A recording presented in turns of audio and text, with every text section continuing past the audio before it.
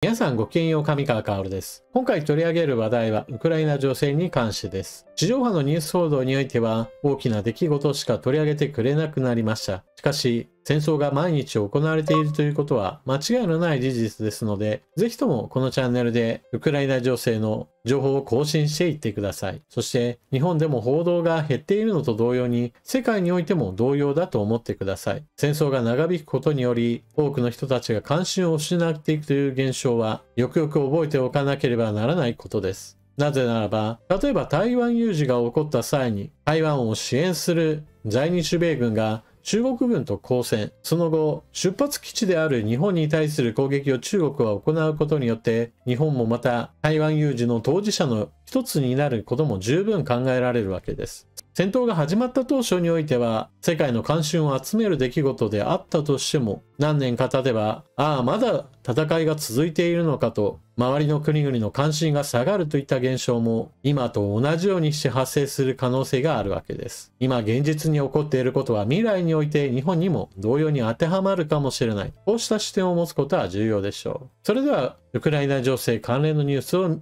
ご紹介していきます。アメリカ、ウクライナに80億ドル、日本円で約 1.2 兆円の追加支援、中距離誘導ミサイルを初供与。バイデン大統領はロシアからの軍事侵攻を受けるウクライナに対し80億ドル以上、約 1.2 兆円の軍事支援を行うと発表した。ウクライナのゼレンスキー大統領の訪米に合わせたもので、ウクライナの攻撃力向上につながる射程距離が最大81マイル、約 130km の中距離精密誘導ミサイルの初供与も含まれる。バイデン氏は声明で、ロシアの侵攻を受けるウクライナを支援することはアメリカの最優先事項だとした上で、ウクライナへの軍事支援の増額と勝利を支援するための一連の追加措置を発表すると述べた。アメリカが今回供与を決めたミサイルは戦闘機から投下され、高精度で標的を攻撃できる。左の写真が今回初供与が決まった精密誘導爆弾です。ただ、バイデン氏はウクライナに対しアメリカのミサイルを使ってロシア国内の遠い標的を攻撃することまでは認めていないと話した。今回供与された兵器の射程距離は約130キロと長射程というにはちょっと足りない射程距離なわけですが、それでもなおバイデン大統領はロシア領に対する攻撃には使わないようにと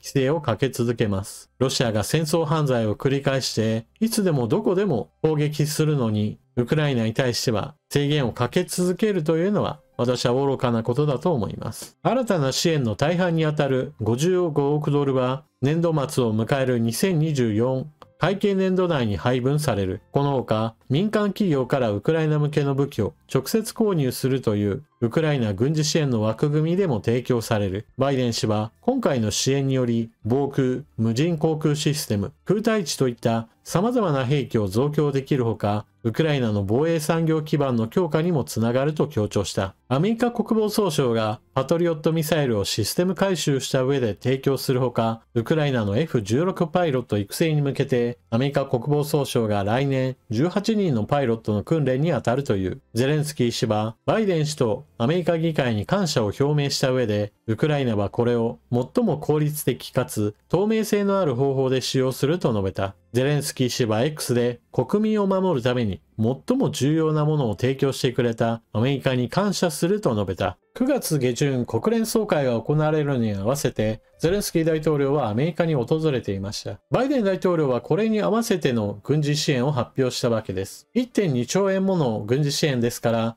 少なくとも今年中に何か弾薬切れを起こすようなことはありません。アメリカによる軍事支援は大小様々あるわけですが、おおむね弾薬補給の軍事支援については500億円前後のものとなっています。それを考えれば少なくとも来年半ばまではある程度大丈夫だと言えるでしょう。また、生産設備として大規模なものが必要である砲弾製造についても、ゼレンスキー大統領は砲弾工場を訪れていました。アメリカはもともと軍隊の規模は大きいわけですが、ステルス戦闘機は持っているし、ミサイル兵器なども発達していますから、砲撃戦に重きは置いていませんでした。しかし、ウクライナの戦場においては激しい砲撃戦がずっと続いていますから、これに合わせて支援するための砲弾製造能力の拡張も行われています。今回ゼレンスキー大統領はその砲弾工場を訪れて製造ラインの様子も見ていったのですが、ここで一つ問題が発生しました。それは地元の民主党議員については同行していたのですが、共和党の議員は同行していませんでした。そのため共和党の側からウクライナ支援に関して共和党のことをゼレンスキー大統領は軽視しているとして反発が起こったのです。このため下院議会を抑えている共和党の下院議長はゼレンスキー大統領との会談を拒否しました。次の大統領が誰になるかというのは当然今のところわからないわけですが、少なくとも大統領が支援しますよと言っても議会が予算を決定するこの仕組みがありますから、共和党にもかなり気を使わなければならないでしょう。そうした意味でゼレンスキー大統領はバイデン大統領以外の人物、カマラ・ハリスとドナルド・トランプ氏、この2人についても会談を行いました。ハリス氏についてはバイデン政権のウクライナ支援政策は引き継ぐと発表しています。ですから彼女が大統領になった場合においては現在のウクライナ支援の政策そのものは続行されることとなります。ただし供与兵器の使用制限については緩和してほしいものです。一方でトランプ氏については相変わらず自分が大統領になったらすぐにでも戦争は終わらせることができると話をしている関係で、ウクライナ支援は何としてでも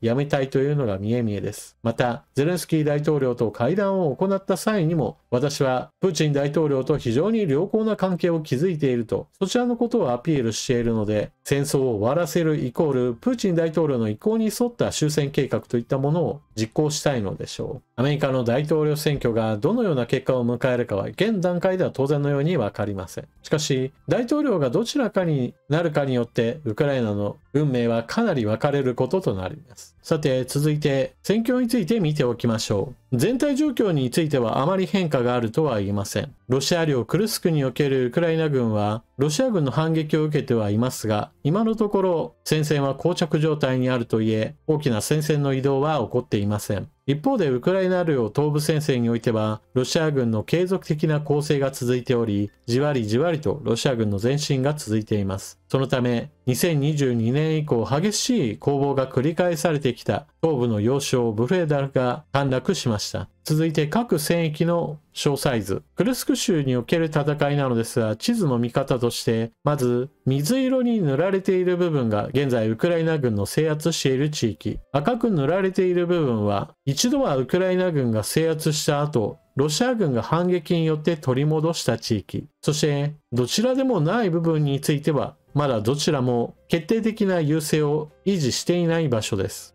プーチン大統領は当初10月前にウクライナ軍をクルスク州から撃退せよという話が出ていました。この話の真偽はもちろん不明な部分があるわけですが、その話に信憑性を与えたのがロシア軍の反撃開始でした。ところが今のところウクライナ軍が完全に撃退される様子はなく、攻防戦が繰り広げられています。ウクライナ軍としては、ここはロシア領であるからさほど制圧地域の維持にこだわる必要がないといった感じで、ロシア軍の攻撃に対して守りやすい場所を転々とするような戦いを考えているのでしょう。セーム川南の地域における戦いでも守りが薄くなったところを叩きじわりと浸透しており、おそらくこれはロシア軍が反撃のために強く出てきたらすぐに引っ込んでまた別の薄いところを突くような機敏な行動を心がけているのでしょう。一方で東部戦線最大の激戦地であるアウディーカ・ポクロウシク、その周辺地域、戦争研究所の発表しているこの戦況報告の地図では激しい戦闘が起こっているところでは大きく丸がつけられています。アウディークから西へと進みポクロウシクを目指すロシア軍なわけですが、この正面にはそれなりのウクライナ軍が集まっている関係で進軍速度それ自体は現在のところ抑えられています。しかしその分だけその側面周辺地域においてはロシア軍のじわりとした前進が引き続き行われています。そして2022年よりロシア軍を撃退し続けてきた町ブフレダルが陥落しました。これは前回の解説動画でも言いましたが、町それ自体が陥落したというよりは町の周辺部におけるウクライナ軍の陣地が後退したことにより補給ラインが危険な状態となり、町そのものが包囲される危険性が出てきました。そのため撤退を余儀なくされたといった感じです。前半部分においてアメリカによる大規模な軍事支援についてお話ししました。しかし、